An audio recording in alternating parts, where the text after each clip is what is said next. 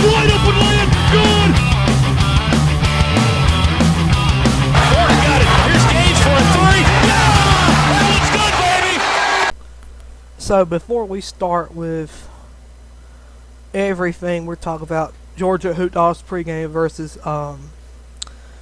Miami, Ohio, we will remember Georgia's most winningest manager in baseball history, Steve Weber. This is on GeorgiaDogs.com. Steve Weber, the winningest coach and baseball coach in Georgia history, who led the Bulldogs to the 1990 National Championship, died Saturday afternoon at his home in Atlanta. He was 74 years old.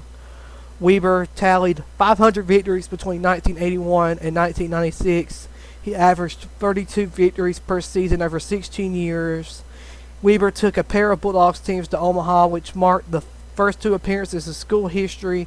1987, Georgia won the regular season title and earned a spot. Then 1990, of course, the 10 greatest days in Georgia sports.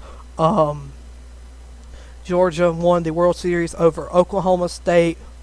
He was named 1987 Coach of the Year and Coach of the Year in 1997.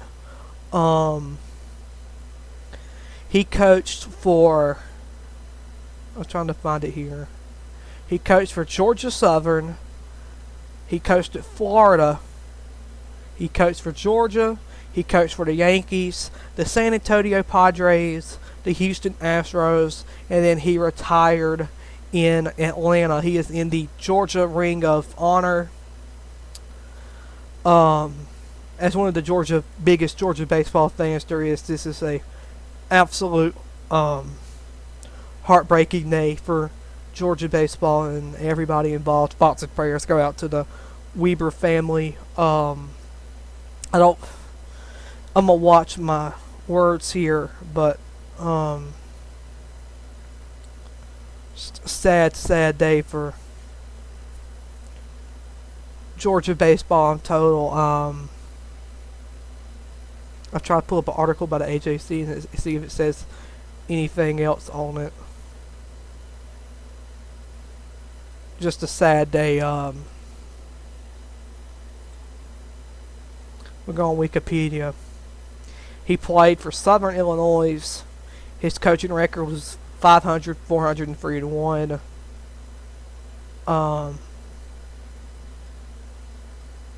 He coached at Georgia from 81 to 1996. Just this overall sad day. I hate to see this hasn't got the publicity as some other deaths this year for Georgia.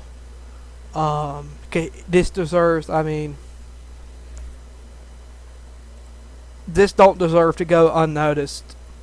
Steve Weber was a great human being. He was a great person. He was a great baseball coach. He is one of the most historic people in the entire University of Georgia. In my opinion, he's definitely top 3 greatest coaches to ever coach any sport at Georgia. So I'm definitely thinking about him right now. Thinking about him and his family and everybody involved in this. May he rest in peace. And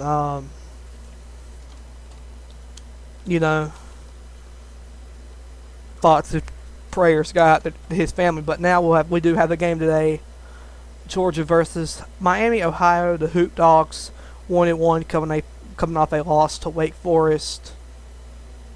Trying to pull up the stats for the game. Georgia rallied late versus Wake Forest, but it was too late. They got it to 8. I think they got it to 6 at once, but it was mostly 8. Georgia got it to 8 multiple times in the game. They never could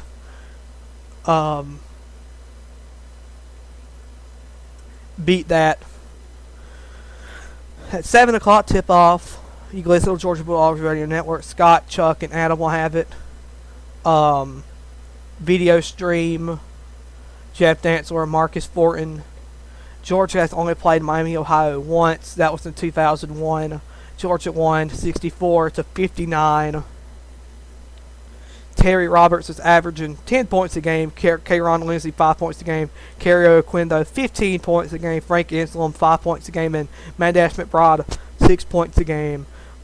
Georgia averages 69 points a game. Miami, Ohio averages 80 points a game. Georgia allowed 68 points a game. Miami, Ohio allows 61.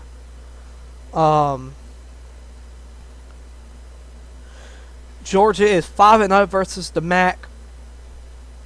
Wins against Bowling Green, Buffalo, Eastern Michigan, and Miami, Ohio. After trailing 19 points at halftime by 22 with 6:35 left, Georgia rallied to trim the margin to single digits, but they could not complete the comeback. That was for the Wake Forest game. Mike White has 6 wins from his 250th career win.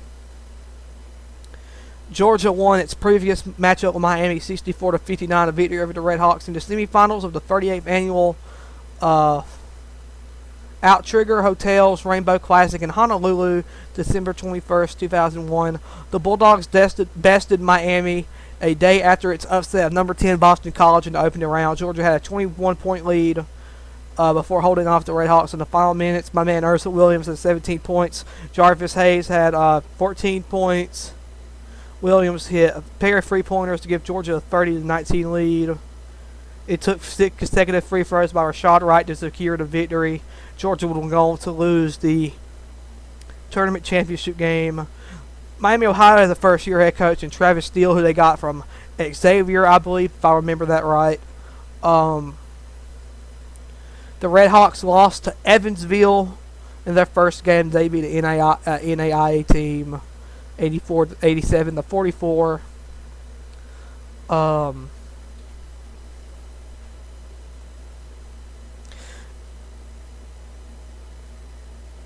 Monday's game will be Georgia's 6th game against a MAC team.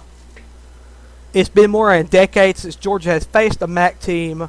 They once played in 2000. The last MAC game they played was in 2011 versus Bowling Green. Gerald Robertson scored 15 points to lead Georgia to a win. That also Katavius Caldwell-Pope. How about that name? Katavius Caldwell-Pope scored 11 points just in his second outing in his college career. That's very interesting. So yeah, I've kind of set the scene for you. Georgia is going to have to not get behind in this game. No turnovers, please. We don't need no stupid turnovers. And just play a good game. If you play a good game, you will win this game. I am very confident Georgia can and will win this game. Just Miami, Ohio will be a tricky team, as I'm reading their three-point shooting. They shoot three-pointers 7. They shoot 7 three-pointers a game. That actually knock down more than Georgia. So, you don't want to allow that. So you're definitely going to have to watch out for the three-point shooting. But other than that, I think Georgia could definitely win this game. So, yeah. Rest in peace, Coach Weber, and let's go Hoop Dolls. Let's get a win today. Dogs